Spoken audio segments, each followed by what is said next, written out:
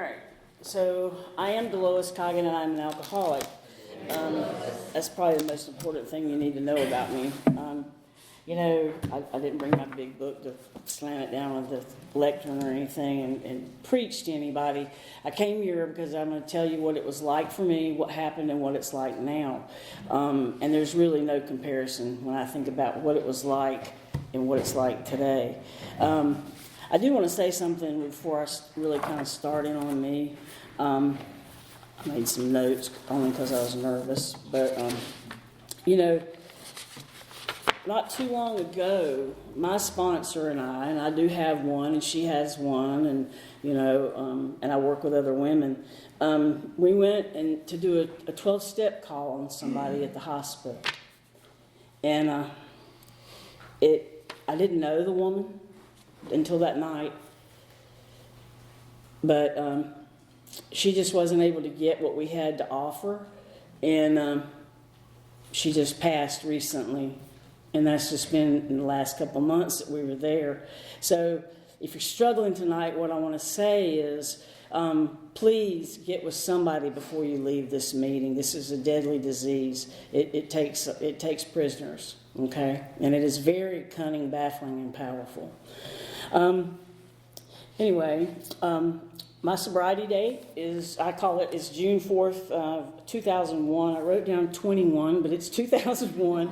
My last drink was actually on June the 3rd. And I always say, because it's very true, and I think it just justifies and proves who I am to myself, if I'd have known that Thai beer at Thai Orchid was going to be my last beer that I intend to have, as of today anyway, I would have gone somewhere else and gotten some better beer because it was nasty.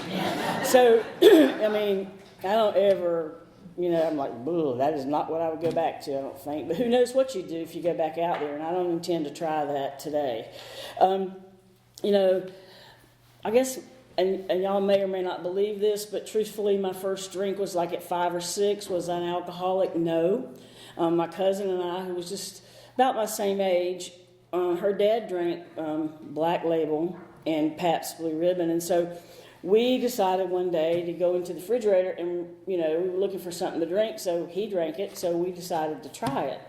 And I don't remember, what I do remember about that, other than, and the details are kind of fuzzy, is how it made me feel, because we kept going back to the refrigerator and sort of sipping it, and just sipping it.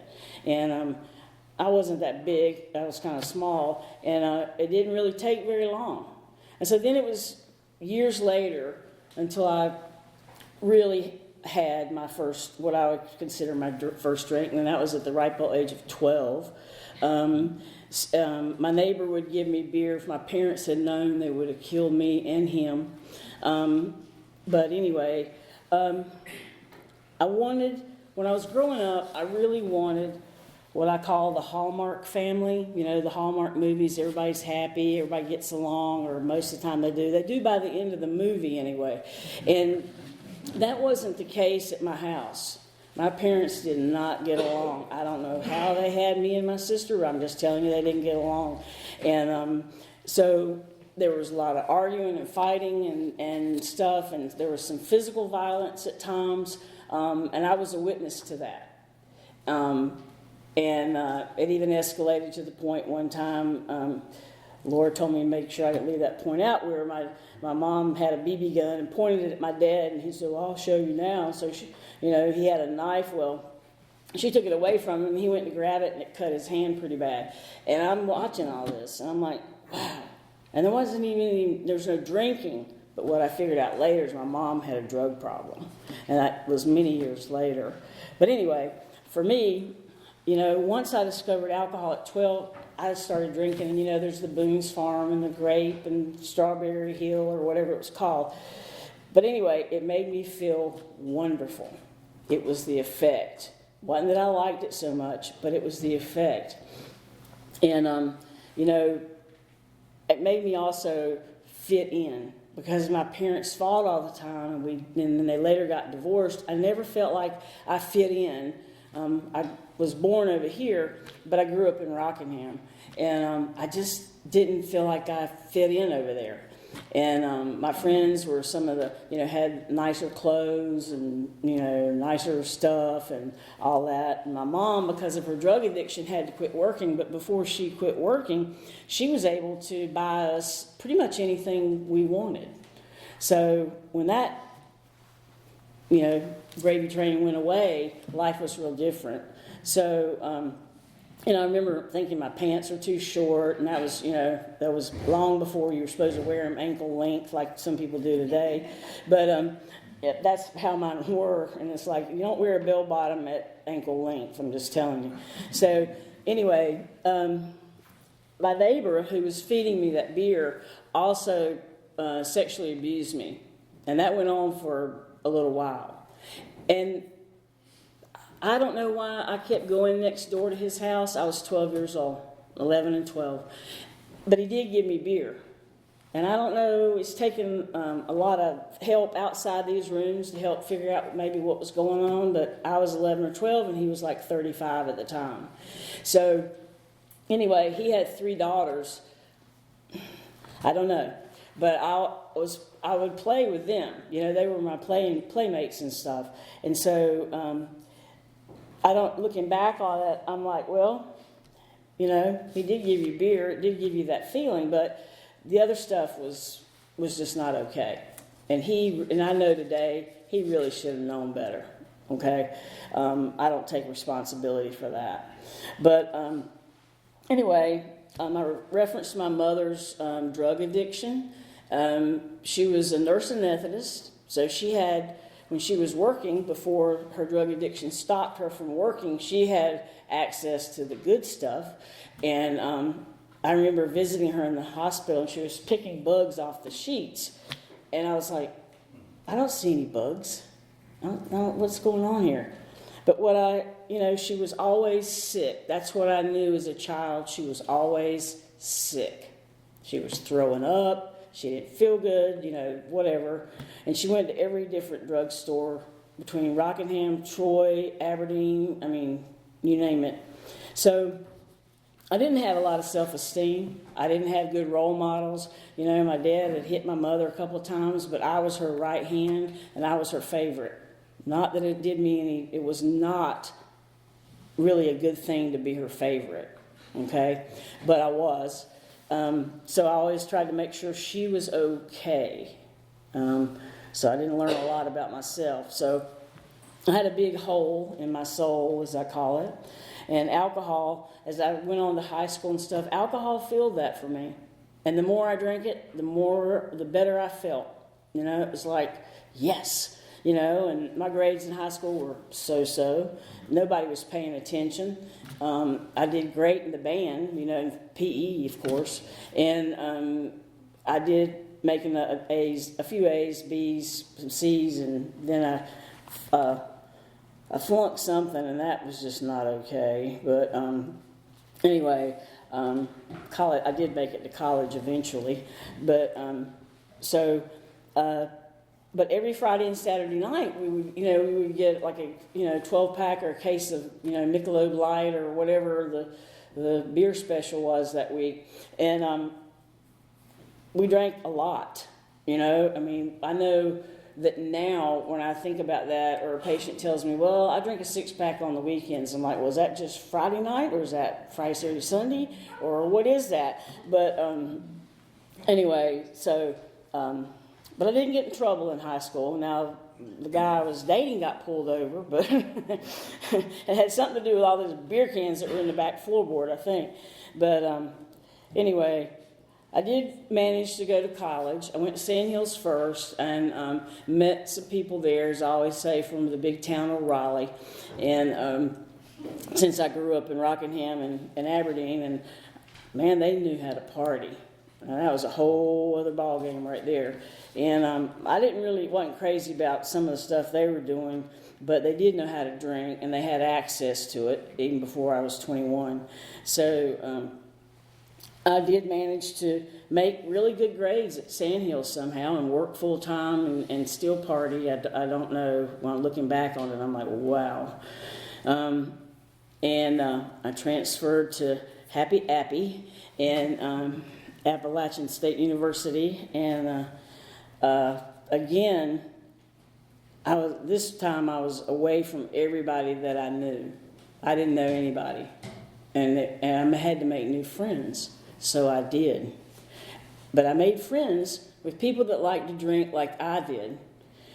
And I know lots of people say that, but it's very, very true for me. If you didn't want to go out drinking and stuff, I was just sort of like, well, see ya. And but I could only go after I got off work, and I remember, multiple times being, the hungover and going into work. It had to be there at Winn-Dixie to run that cash register at 7 o'clock in the morning sometimes, and work till 4 and 5 in the afternoon. But then as soon as I got off, we were going out, and it didn't matter. And we would just do the same thing every night. Now, there was one particular night, though, that I drove my car up to Howard's Knob. And if y'all know where that is, some of y'all do. Taylor does it, I know. Jeanette knows. So I drove it up there, but I didn't drive it back down. It's where they had the NASA windmill in Boone, and the windmill was still up there then. And they've made a little park up there now, I understand. But the windmill will go whoosh, whoosh, and you couldn't appreciate how big that thing was until you're standing there. But anyway, so we stayed up there for a while, did a few things, and then we drank, I had to drink a lot of beer. So as I'm coming back down, listening to Bob Seger, and half of y'all probably don't even know who that is, but anyway, as I'm coming around a curve, coming back down, and it was really, really steep, all I could do was go, whoa, as my car went off the side of the mountain. And, you'll hear me say in a minute that I really struggled with the God thing, but that was truly one of those times looking back at my life where I think God was in control. I just didn't know it, that I was being protected. We didn't get the car off of there. I called the tow truck, but he said, had the highway patrolman got there yet? I went, click. So we had to walk down, which was another story. But anyway, so... I wrecked my car. It's hanging on a tree. That's the only thing that kept it from going down another 150, 200 feet, which I didn't know that night. We just had to, it was so steep, we had to push each other out the window. And I blamed it on the other stuff I was doing. I didn't blame it on alcohol. I just didn't make that connection. But anyway, eventually, I wanted to do something else after I graduated from Appalachian. I was going to have to do something else because I majored in psychology with a concentration in vocational rehab. So I thought I was going to go to nursing school, and I thought that's what I wanted to do. My mother had been a nurse anesthetist and everything, but they said, well, and I thought I'd do psychiatric nursing, nothing like trying to figure out yourself. But they said, well, I called UNCG, and they said, well, you'll have to take 2 more years of classes and then apply to the nursing program. I was like, no way. I've just got through 4 or 5 years of school. And so a friend of mine said, well, why don't you be a PA? And I was like, well, I did. I said, what the hell is a PA? And so I applied to Duke and Wake Forest. Duke had already closed for the year. Wake Forest says, well, if you can hurry up in the next week to 10 days or so and get your stuff in, we'll consider you. So I was like, oh my. So anyway, I got in to PA school, and I didn't, I was trying to be truthful in the car with Laura, and I drank more in PA school than I thought I did, but I couldn't drink as much as I wanted to because I really had to study. It was hard. And and they were real serious. The first semester I got put on academic probation, and after that I made the dean's list because I was like, these people are real serious about the grades. So it's probably better, y'all would appreciate if you came to see me to know that I did make good grades and I'm not totally dumb. But little alcohol damage, but I'm okay.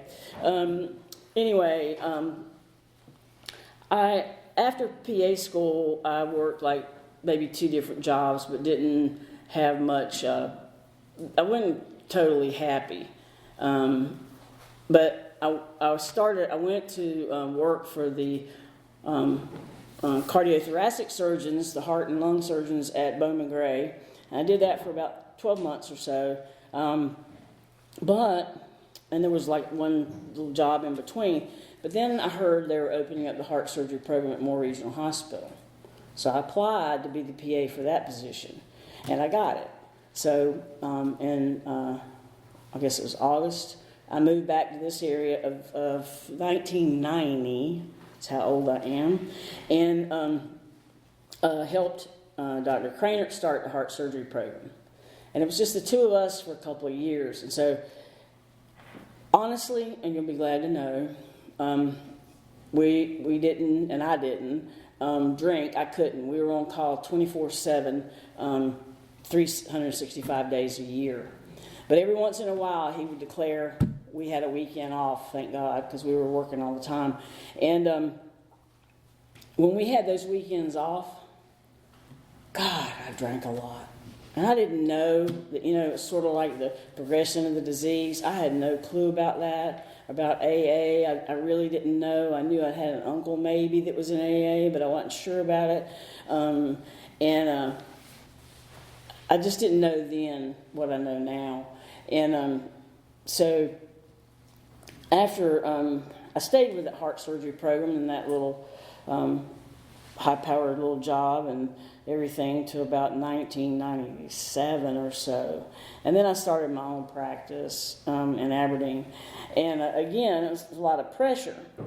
But I still would go home every night. And, I have yets in my story. I haven't had a DWI. I haven't been arrested. But I do believe they're yets. I am eligible. I have no idea what will happen to me if I go back out there and drink. And I don't want to know today. After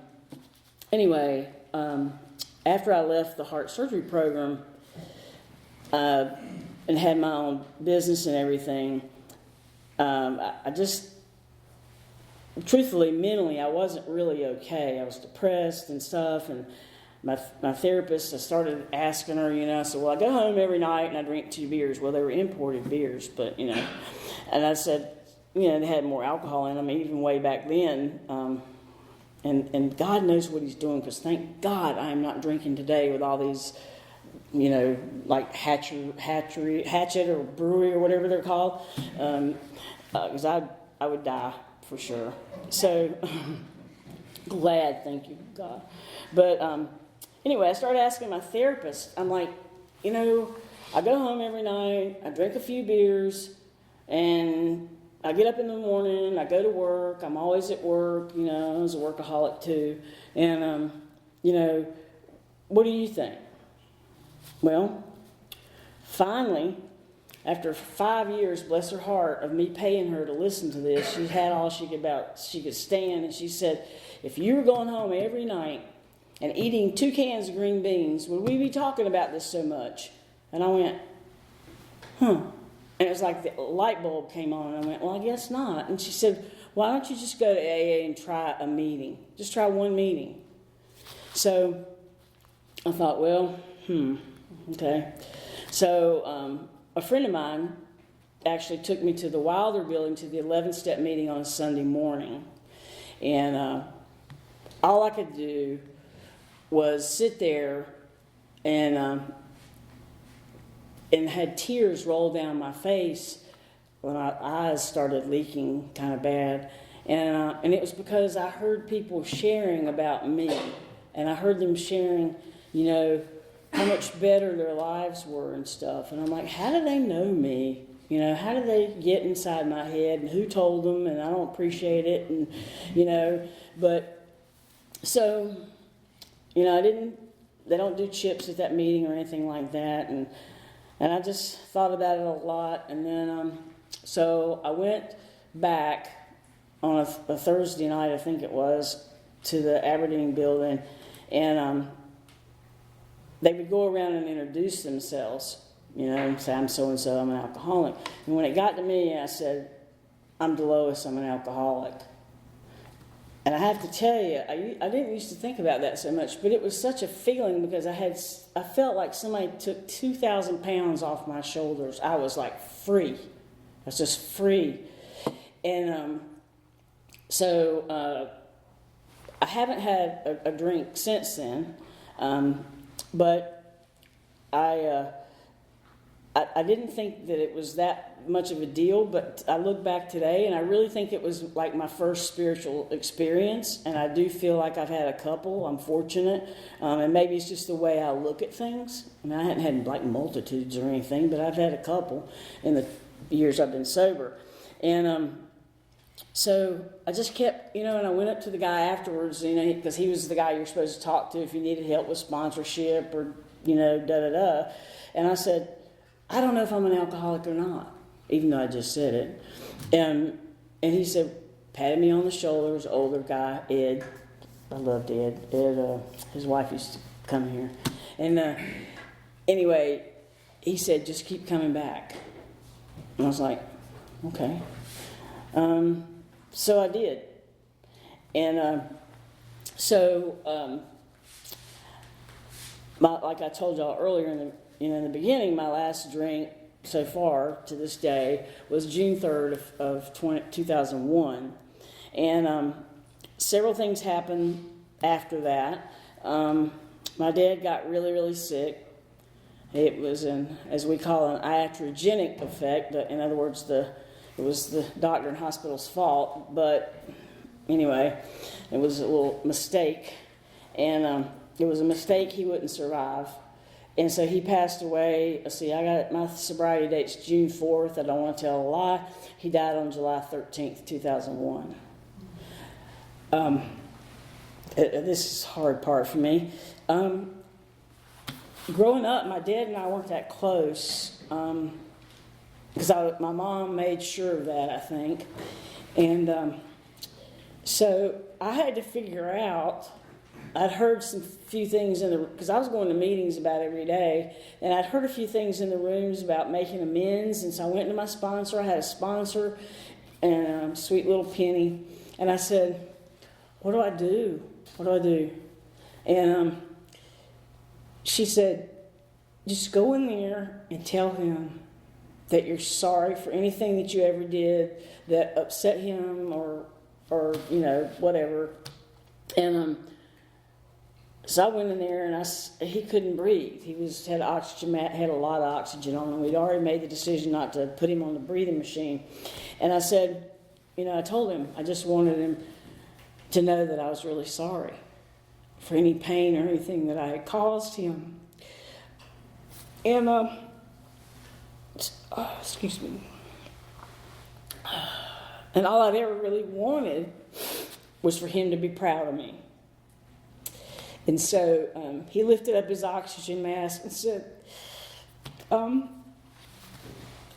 excuse me. And he said, Lois, I've always been proud of you. And, that's the last thing that he was ever able to say to me. But I keep it in my heart. And he passed on the 13th. Of July. I didn't drink. I did what my sponsor told me to do. I went to more meetings. I spent time with her. I spent time with women that I had already met in the rooms. And it just didn't occur to me to drink, and here I am, crying with this man because he told me he's proud of me, and it's the same man that I told many years before, as I was drinking at 10 o'clock in the morning at the beach fishing. That's what everybody did at 10 o'clock in the morning at the beach when they were fishing, was drink beer. So I know, I told him I was sober, and and so he died knowing that, and that was important to me. But anyway, I've had, I surrendered. And I didn't in the beginning really surrender to the God thing. I just couldn't quite do that because I was brought up in a Baptist church, and that God was, no offense to this church, but it's not cloudy outside, is it? Lightning, but there's just a lot of, all I remember really is I just knew as a little girl I was going to go to hell. There was just no way around it. I was not going to be good enough. And there's such high expectations, I felt like, and I just thought I'm never going to be able to do that. So when I came to the rooms, and the first step, I was like, okay, I'm okay with this.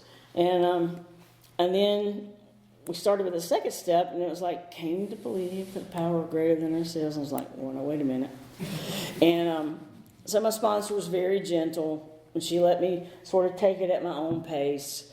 And she did tell me, she used to pat me on the cheek, and she would pat me on the cheek, and she'd say, just believe that I believe. And I was like, I can do that. And over the years, I've done things like try to put God in a box. I've tried to, figure it out,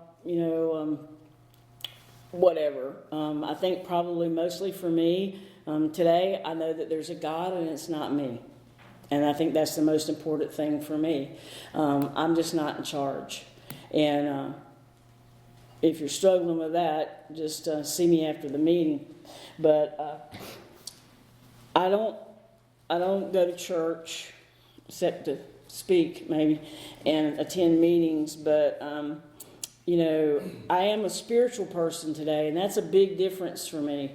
I pray every single morning, and every single morning on my way to work when I'm driving, I look to see the sunrise. Because what a gift it is that I am sober. I'm going to a job I like. People I work with I like. I have, family, friends, and just I'm so grateful to get to see the sunrise. Because before, I was trying to get over a hangover or whatever, and it just, there was no seeing it. So, not like, what? Hide from the sunrise. Yeah, exactly. So, anyway, today I just want to say that my life is wonderful. Has it always been easy? No. I've lost friends from this disease. I have lost family members I was really close to. I've changed jobs. I've had some, at times some emotional upheavals and stuff. But you know what? I haven't had to take a drink. Because what I do know in my heart is that a drink will not make it any better. It's only going to make it worse. And I just want to close with, and I know it's a little early, but I don't want to get up here and start telling a whole bunch of lies, because y'all know when I'm BSing. So and the first thing my first sponsor told me is, when you finish, just sit down. So I'm gonna. This is sort of what I believe when it comes to God today, and y'all have heard me speak before. I don't know, it's getting a little worn, but I love this little thing right here. And it just says, and it's what I believe, you don't have to believe it, but it says, when we walk to the edge of all the light we have known, and we take a step into the darkness of the unknown, we must believe one of two things will happen. There will be something solid to stand on, or we'll be taught to fly. And I can't take credit for that. That is by S. Martin Edges. I don't know who that is, but I love that. So thank y'all.